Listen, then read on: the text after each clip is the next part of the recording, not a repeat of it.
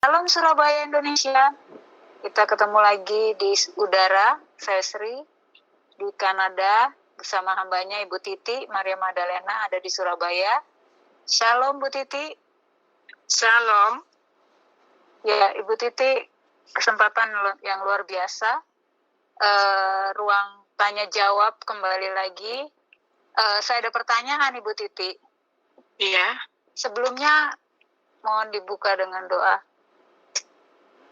Allah Bapa yang bertata di dalam kerajaan surga, Engkau berkuasa atas langit dan bumi ini.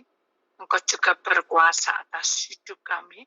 Engkau juga berkuasa atas langkah kami.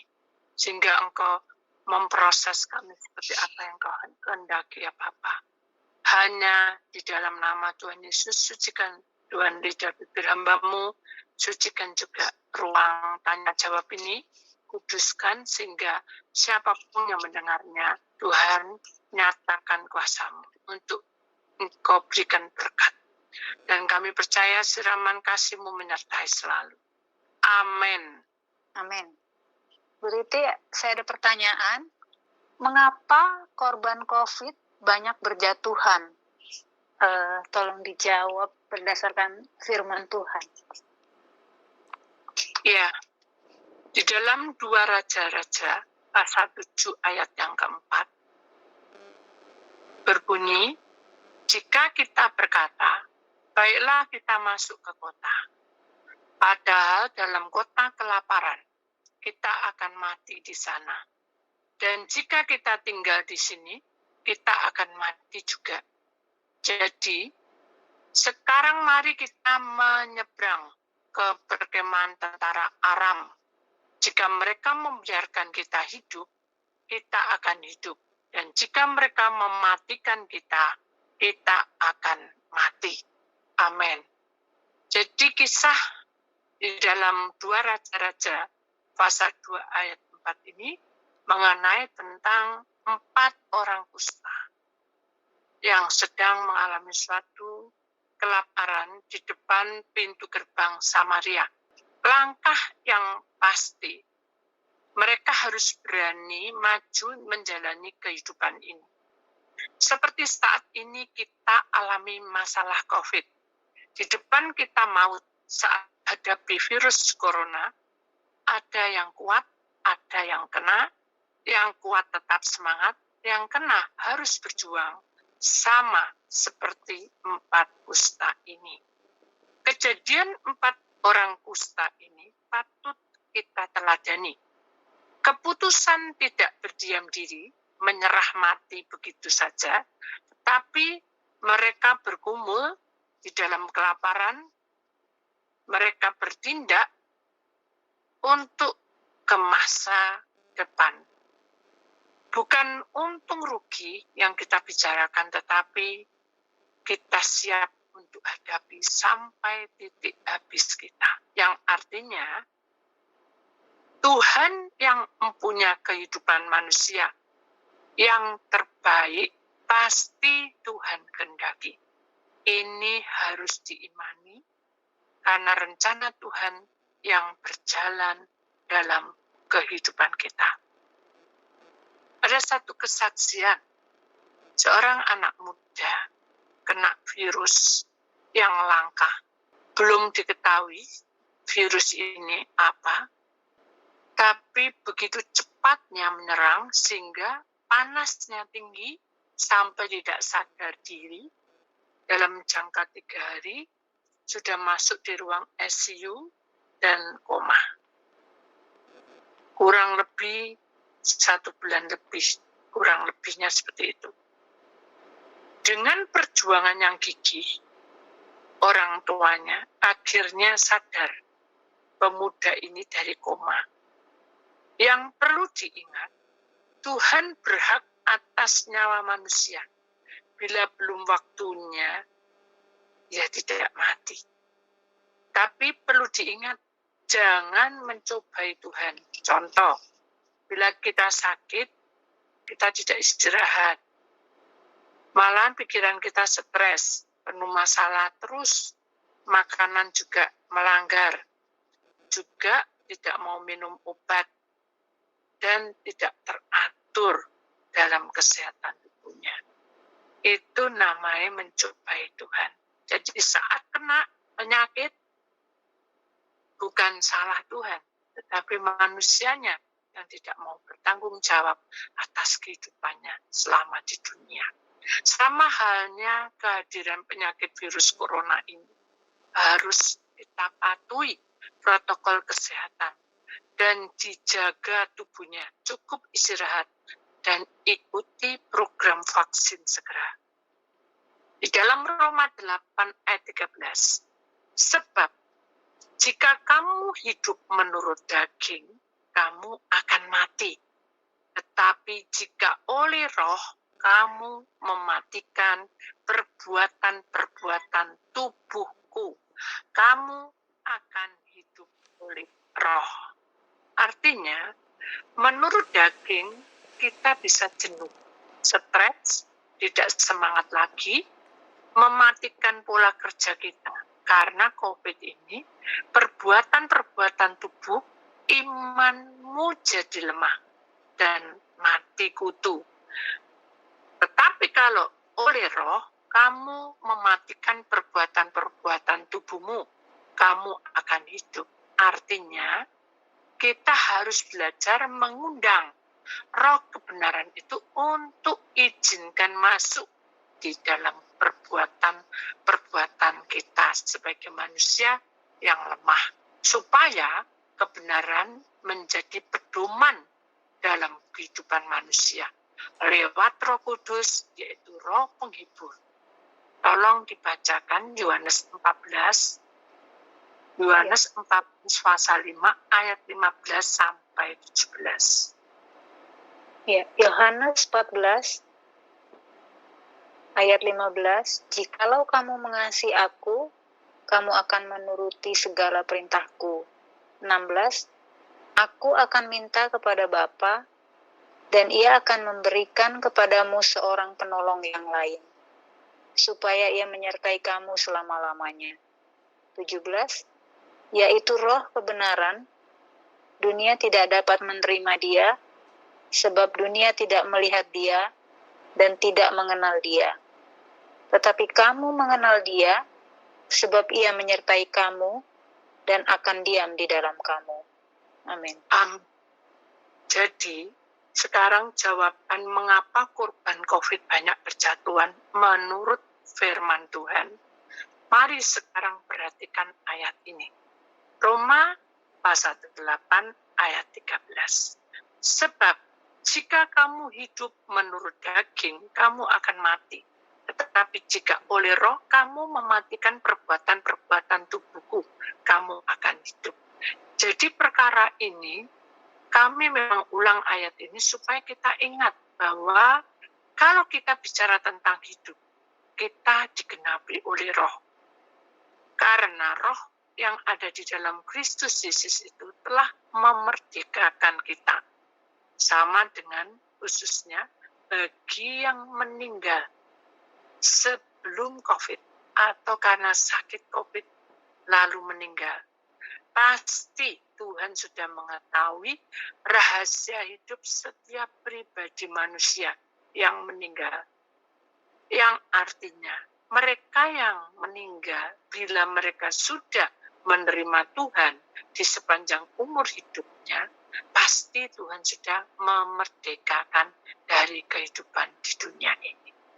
Contoh, kalau kita ini memiliki suatu ganjalan, dan Tuhan akan selesaikan.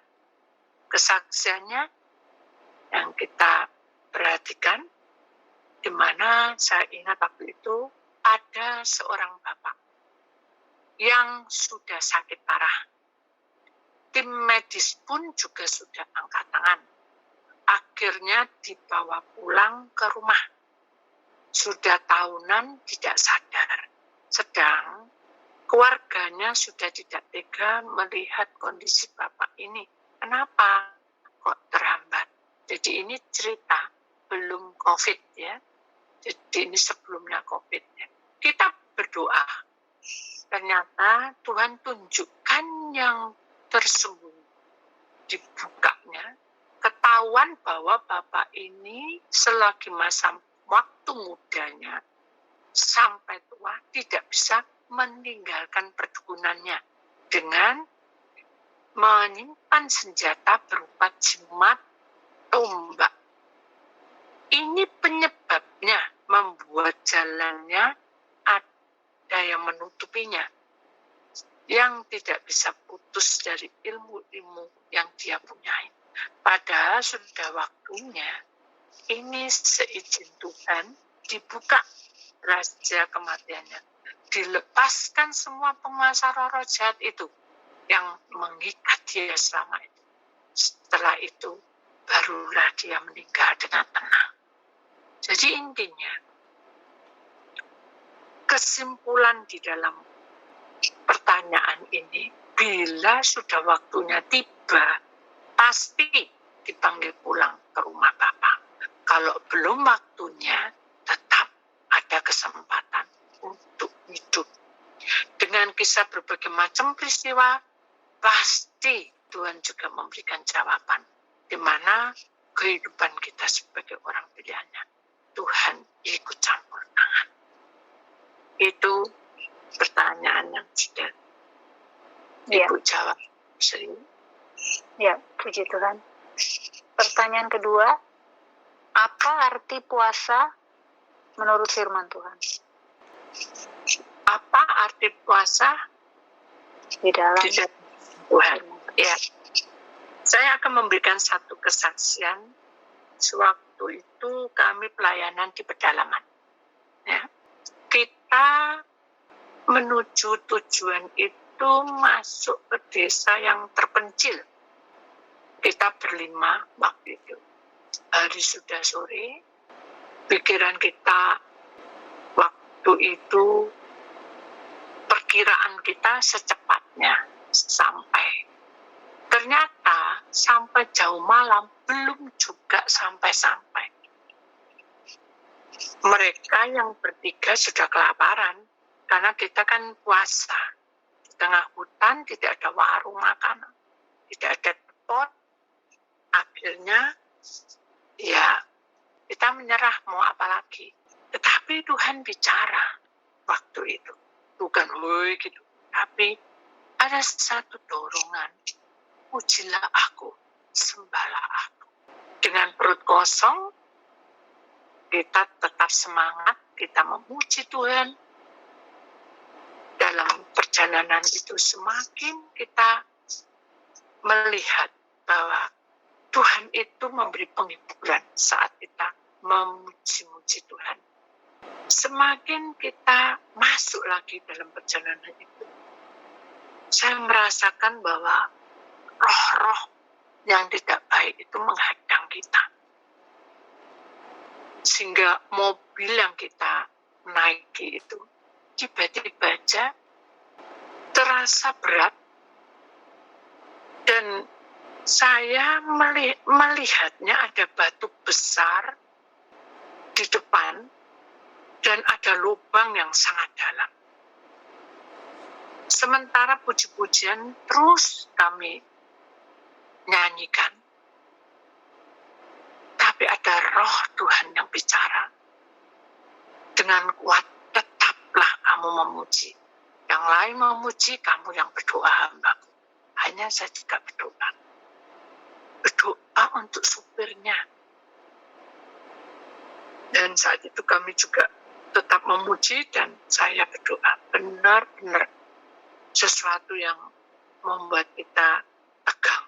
Karena supir ini pun sebetulnya juga tahu bahwa tempat ini tempat yang tidak baik gitu. Banyak roh halusnya. Tapi kami tetap memuji Tuhan. Saya tanya sama supirnya, masih jauh kata Pak, masih jauh. Enggak Bu, sebentar lagi di depan. Dia selalu bilang gitu. Padahal ini sudah melihat, sudah sampai jenuh. Katanya di depan kok nggak nyampe. Tapi kita yang mengalir aja. Dan kami melihat teman kita sudah tertidur, 3 orang tertidur. Nggak Lama kemudian, supir ini membuat kita kaget karena bapak ini berteriak, "Tolong ya, jangan kamu tertidur." Karena kita ini masuk dalam perbatasan yang paling sakral, angker. Ya, dengan buka mata mereka, "Aduh, ya apa ini Bu?" katanya. Saya bilang, "Sudah, kita memuji Tuhan terus saja." Tetapi Roh Tuhan berkata, "Hai hambaku, teruslah kamu menyaksikan cintaku. Terus kamu membangunkan mereka. Jangan sampai tertidur, supaya dia buka mata." Tapi supir itu juga lihat, mungkin dia lihat di spion. Dia teriak-teriak, "Ayo, jangan tidur. Ini menurut ada di sini banyak orang yang hilang, tidak ditemukan." Langsung aja mereka yang tertidur tadi buka mata. Karena takut hilang. Mereka buka mata dan tegang semua. Sampai menyanyi itu dengan suara yang gemetar. Jadi mereka sudah tidur. Saat melewati pohon-pohonan yang warnanya putih semua kulitnya, batangnya, ibu melihat mobil ini juga dihadang oleh roh penghuni di tempat itu. Dan waktu itu mobil ini terasa berhenti, nggak bisa jalan, nggak bisa bergerak lajunya. Dan saat itu juga saya berdoa, "Tuhan, saya berdoa tidak menengging, keluar setan." Tapi saya berdoa, "Tuhan, bila Engkau menghendaki kami berjalan dalam perjalanan menuju tugas ini, dalam pelayanan, mari tangan-Mu ikut campur tangan. Kuasa-Mu, ya Allah, izinkan kami untuk menunaikan tugas ini. Bila ini menjadi kehendak-Mu ya Tuhan, maka sucikan oleh darah-Mu." Menterai dengan urapan. Tiba-tiba di sisi kiri kanan, di kaca mobil luar, saya melihat ada kepak sayap yang bersinar. Pasti itu malaikat. Dan kami merasa aman dan damai di dalam hati. Dan kami merasa mobil ini terbawa terbang, menguasai, melewati penguasa roh hutan tadi itu. Sangat menyeramkan. Sampai akhirnya kita sampai di tempat dengan kami bersyukur. Sampai di sana tidak ada satupun yang buka. Memang sudah jam 3 fajar. Jadi kami tetap minum air dan didoakan. Tuhan memberikan kekuatan pada kami semua. Jadi intinya dalam kesaksian ini, sebetulnya tujuan kita untuk puasa itu, pertama-tama kita harus peka untuk taat. Taat apa? Taat untuk melakukan apa yang Tuhan mau.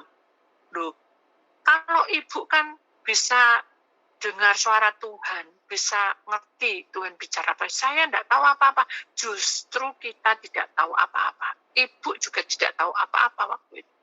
Tapi ada dorongan yang kuat untuk memuji Tuhan. Ada dorongan yang kuat untuk berdoa. Ada dorongan yang kuat untuk, "Ayo kamu saksi." Jadi ada sesuatu yang membuat dorongan itu pasti dari Tuhan. Karena ada damai dalam hati. Lalu yang kedua, tujuan puasa itu harus menyembah di dalam roh.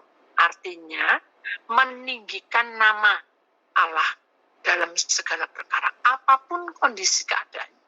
Waktu itu kan lapar kondisinya. Kita lelah karena sepanjang jalan. Kita berangkat pagi waktu itu. Sampai di tempat itu jam 3 fajar. Jadi kita tidak tugas. Supir pun juga mungkin nggak biasa ke sana.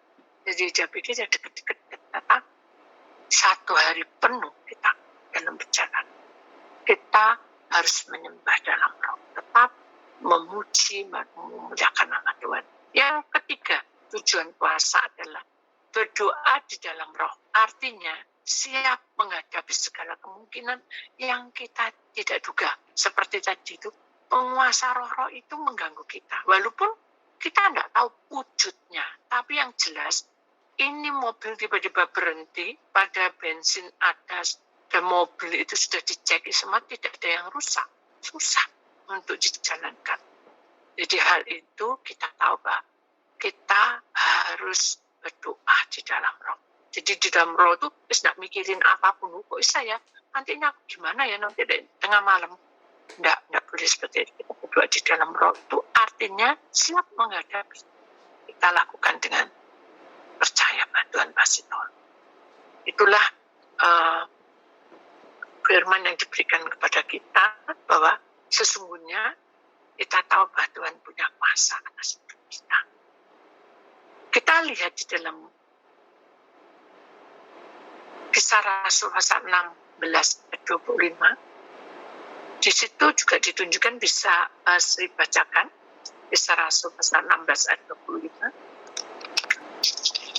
Karena di dalam kita melakukan puasa itu banyak sekali tantangan, dan itu sifat kedagingan kita akan timbul, dan Tuhan ingin kita siap untuk menghadapinya.